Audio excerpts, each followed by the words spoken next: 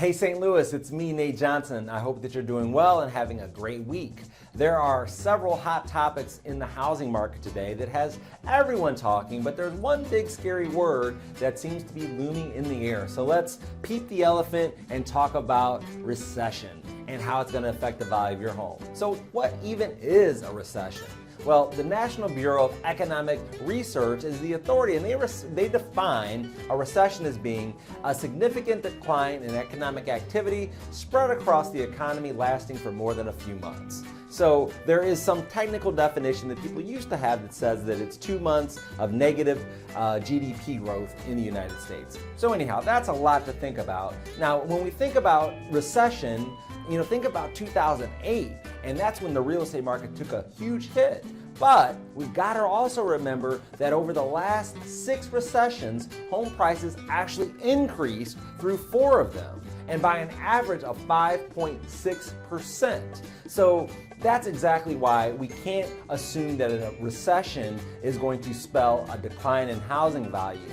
In fact, if we compare it to 2008, what we know is that there are some very fundamental differences in our market today versus what was taking place in 2008.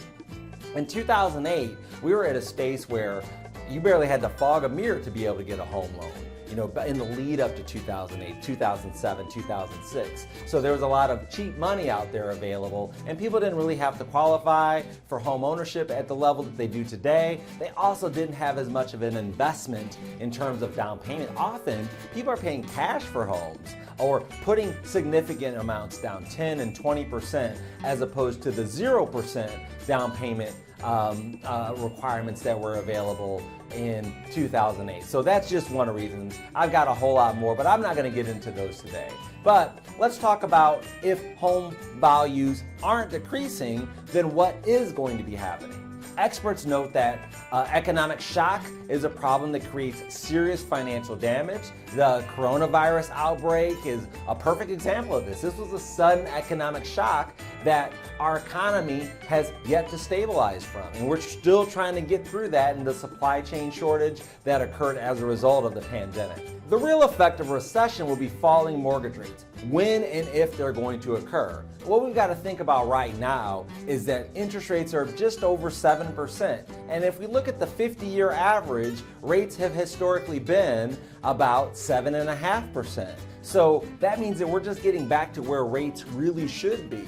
Now, if you look at economists, they think that rates may fall a little bit in 2023, but we really don't know. They don't know. They're just economists. But what we do know is that, we still are going to have an inventory shortage well into the next several years, and this is for a variety of reasons. We've got people who have locked in their home ownership costs at 2.5–3% mortgages and that have no interest in trading up to a 7% mortgage. We also have the largest number of millennials turning the average age of a first-time home buyer over the next 4 years. So that's going to continue to create constraints on supply, which is likely going to result in home values continuing to rise over the next couple of years as well. Not at the 10 to 12% rates that we've enjoyed over the last couple of years, but at more modest and more normalized 2 to 3% annual rates of appreciation. So that's kind of where we're at. If you've got any questions about the real estate market, I'd love to talk with you about it. Just let me know how I can help. Look forward to talking with you soon. Take care.